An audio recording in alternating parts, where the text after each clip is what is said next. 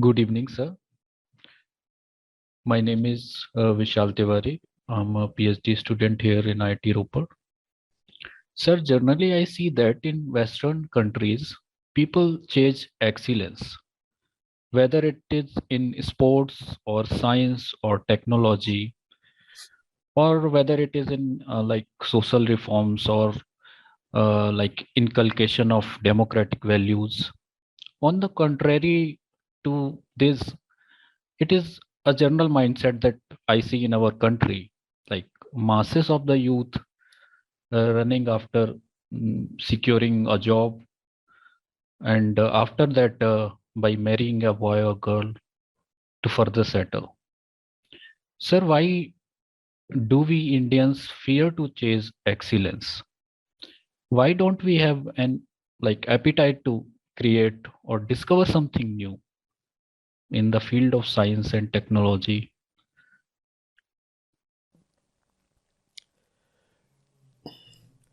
See,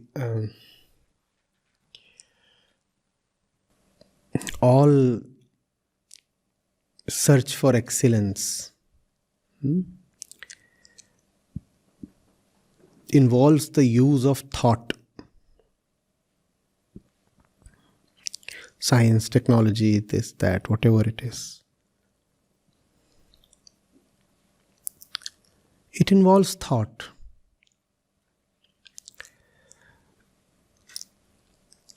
India was extremely fortunate.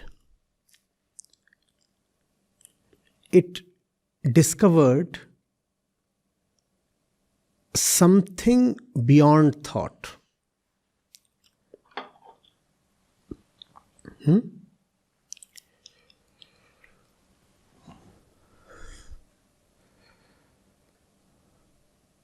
And because it was beyond thought, it could not be verified or examined. It could only be surrendered to.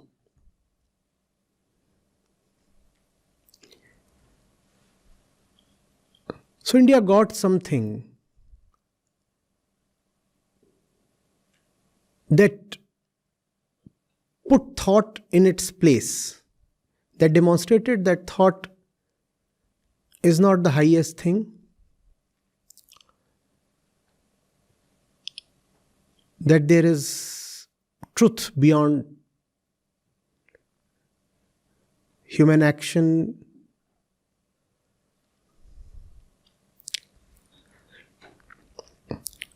that there is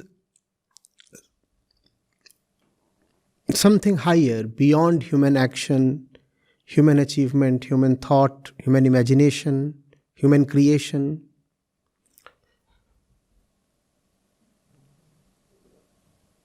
And this thing was discovered by a select few. India was greatly fortunate. And those who discovered it, they, in their compassion, in their empathy, displayed it, handed it over, relayed it to the masses. And the masses said, now we have something that is beyond our action, our aspiration. We have it. And since you have it, there is no need to aspire anymore. Ambition starts looking childish.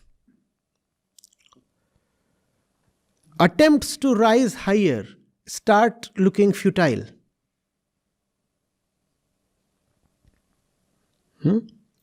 So, the West had questions that it wanted to settle through thought. The West went into questions of identities and existence and wanted to know what is going on and could never come to a final answer. So it kept on moving. If you look at Western science, it emerges from philosophy. Not too many centuries ago, philosophy and science were inseparable. It's only recently that science has emerged as a separate discipline. And philosophers are fond of saying that the settled and demonstrated and verified part of material philosophy is called science. So while philosophy is at the front of the battle against ignorance, science is the harvest that philosophy has already cultivated, or the bounties that philosophy has already won in the battle. Do you understand? A battle is going on, and in that battle, there is stuff that you have already won, that is already yours. That becomes science. And the questions that are still unexplored, the battles that still continue to be raging, to be live, those constitute philosophy.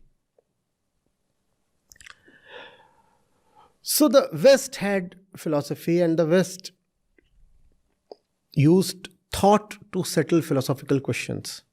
And that gave them science, that gave them progress. India, rather unfortunately, got the final solution way too early. And the final solution was that the world does not exist at all. What is the point in thinking? Even the thinker does not exist at all. And where there is no thought, there is no progress. Indians do not rely on thought. We have been cultured to rather rely on belief.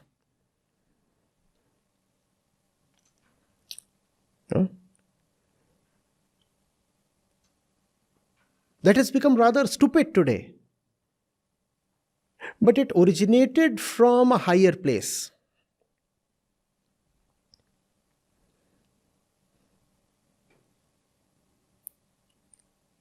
India actually had people who had discovered that which is beyond thought.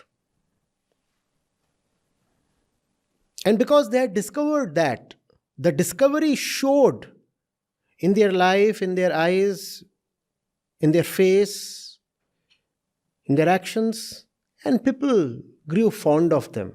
India has loved its sages. And they could see that the sage does not think too much now. And the sage is no more ambitious. And the sage is not asking questions anymore. And when you respect and love someone so much, when you admire him so much, without even knowing, you begin to emulate him. So even the commoners began to emulate the sages. And India has been such a spiritual place. There have been roaming mendicants in almost every street. Monks and sadhus, you would find. Every village has a few of them. And the commoners would look at them and say, this man has certainly achieved something extraordinary. His being is the proof of that achievement. His love is the proof of that achievement. His selflessness, his fearlessness is the proof of that achievement.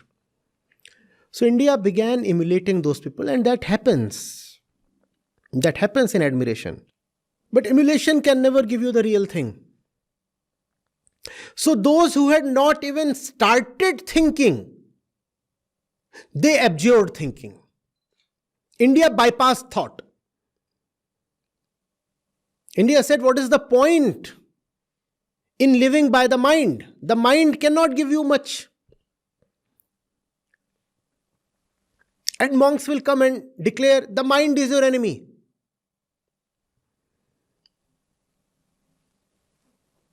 Thoughts are its weapons. Do not go by the mind. The mind has to be silenced. The mind has to be, in fact, killed. You would have read all these things in typical spiritual literature, right? So India just dropped the mind. And by dropping the mind, Indians became not sages but savages. Because it is savages that don't use the mind. These are three levels of consciousness: the savage, the beast, then the simpleton, the commoner, and then the sage, the liberated one. There is something common between the final level and the initial level. In both the levels, there is no mind. The savage does not use his mind, and the sage has gone beyond the mind. Are you getting it? In your attempt to become the sage, it is very easy to become the savage, and that's what happens to Indians. We drop the mind even without using the mind to its full potential, even without reaching the limits of mind. We didn't follow the process of the sages. We just emulated their results. What was the process of the sages? They used their mind to the fullest extent, and then they reached the boundary of the mind. They went through the entire journey. It was an arduous, painstaking journey. They paid every bit of the price. The commoners thought they can have it easily and cheaply. So they said, fine, if the final thing is that the mind is to be dropped, we will drop the mind. We will stop using the mind. So India stopped thinking. India stopped thinking. India started scoffing at logic. India made the intellect a dirty word. What is better? Emotions are better. Blind belief is better. Superstitions are better. Thought is not good. Logic is not good. Rationality is not good. Because these are things of the mind. Rather, I'll go by my gut feeling. Now, the one who goes by his gut feeling is a savage. Now you see where all these centuries of slavery came from. When you don't have technology, when you don't have knowledge, obviously you will fall prey to the marauders.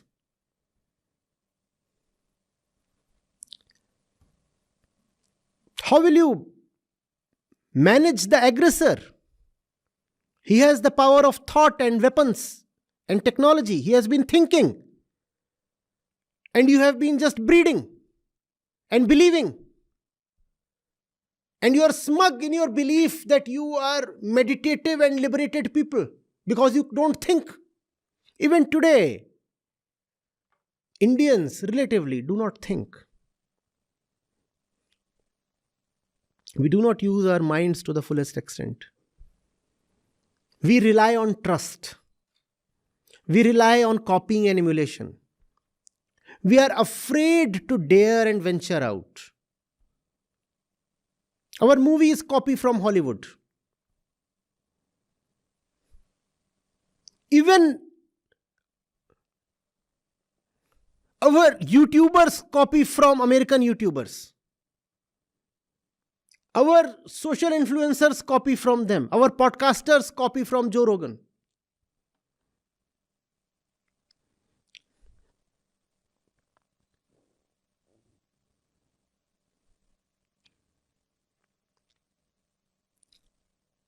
Our constitution has picked up bits and pieces from several constitutions of the world.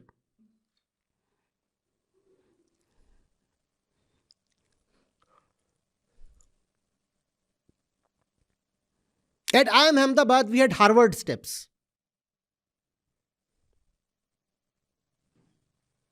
There is a particular flight of steps called the Harvard steps.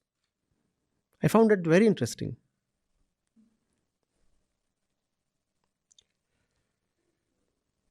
So that was the time when the movie Lagan was released. And it started having some connection with the Oscars. And everybody got very excited. So one of our professors, he said, What's the great deal? Why are you always looking for Western appreciation? 2002, that's when Lagan was released, the movie, Hindi movie Lagan. And it was probably nominated for the Oscars. Something happened in relation to the Oscars. And people were talking. The whole thing was abuzz. And the professor came and scolded. He said, you slaves of the West, always looking for Western appreciation. So I said, sir, one little thing, sir. More than half the cases you teach here are from Harvard and Stanford. And what is that thing called the Harvard stairs? And then you say that we should not be looking at the West.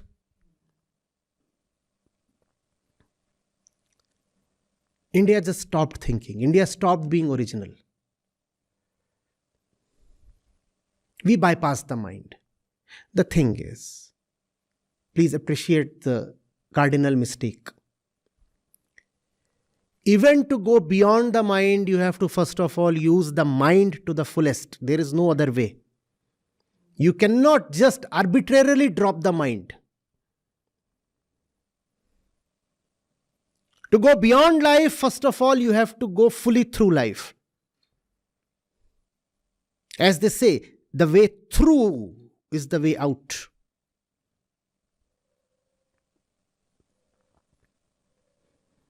We don't think. We believe. We are one of the most superstitious people.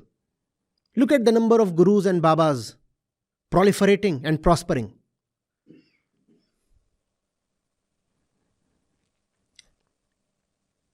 Think of India's share in intellectual property generation. How much original work is happening here? But we love to copy. When it comes to plagiarism, we are second to none.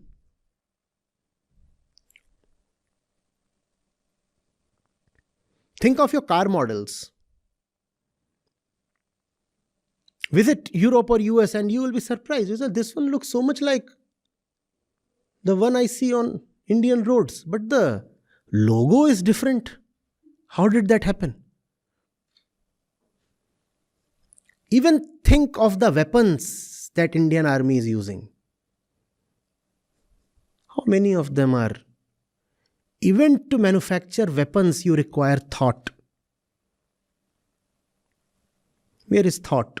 Where is logic? Where is rationality? Where is reason? Where is critical thinking? We just love to think of how we worship our leaders, political leaders. And if you want to critically analyze a particular leader, especially if he happens to be a darling of the masses, they won't listen. Because they don't want to think. They just believe.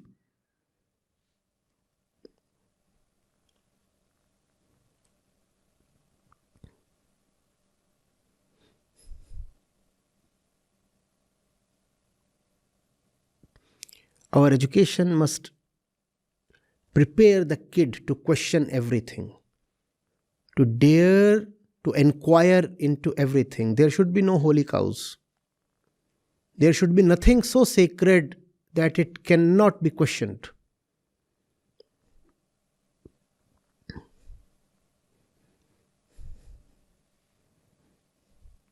People who hide their ignorance behind shallow questions irritate me. But there is another category of people who irritate me even more. Those who ask no questions at all.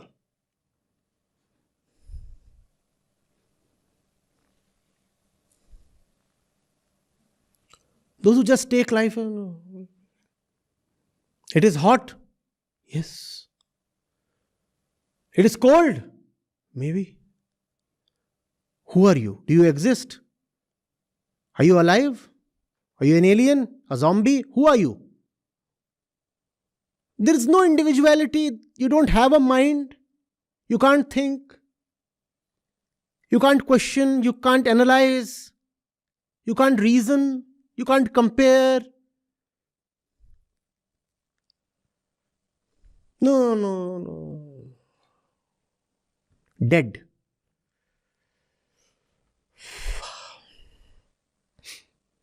So to bits of literature from the Hindi world are occurring to me at this moment. One is, Choubey जी चले थे छब्बे बनने और दुबे बन के रह गए. So the fellow wanted to be bigger. You see, this is a progression. We talked of 3 levels: 2, 4 and 6. 2 is Dube, 4 is Chobe, and 6 is Chabbe. So we were at the middle level, the level of the simpleton, the level of the commoner. We wanted to be the sage, Chabbe ji. And what did we instead become? The savage, Dube ji. Now, I'm not offending all the Dubes. Apologies in advance. It's just a metaphor.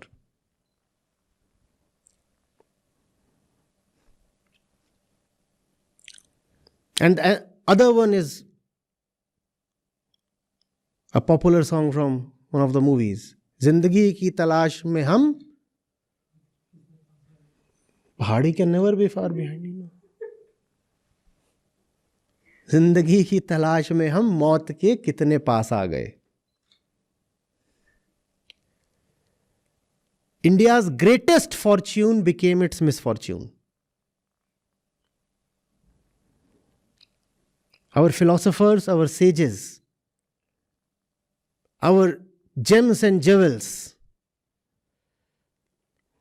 we turned them into our misfortune.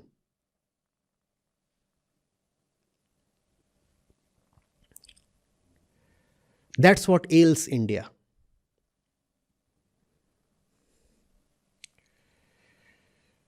Similarly, the body is not real. Now go and win medals in Olympics. The body is to be dropped. I am not the body.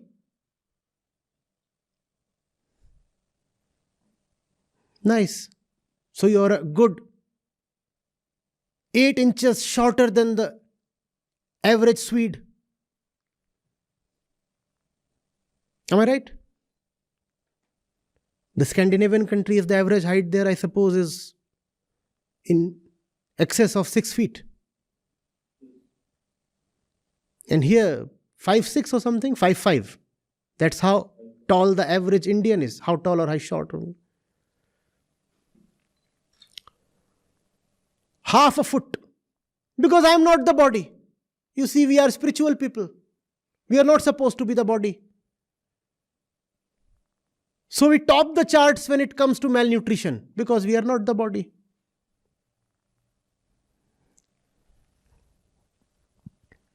Heart attacks, India, I am not the body. Diabetes, India, I am not the body.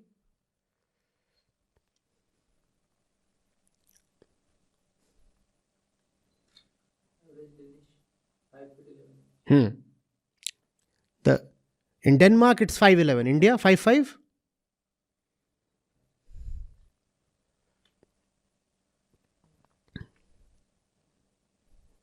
The Chinese used to be shorter than us at the time of independence. Even they have grown longer. But we are not the body. So why take care of the body? All the women are suffering from anemia, but they are not the body.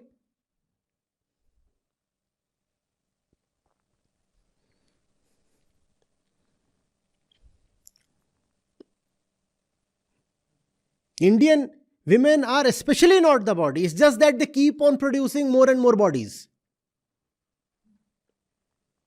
142 crore bodies. But we are not the body, you see. Average Indian is 5'5", 5'6". Not the body.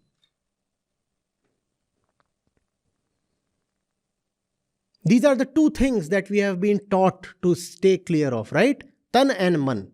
I am not the mind and I am not the body. I am Atma. I am the Supreme Self. Now, instead of becoming the Supreme Self, you became the beast. That's what we did to our sages. And they are looking at us and beating their heads.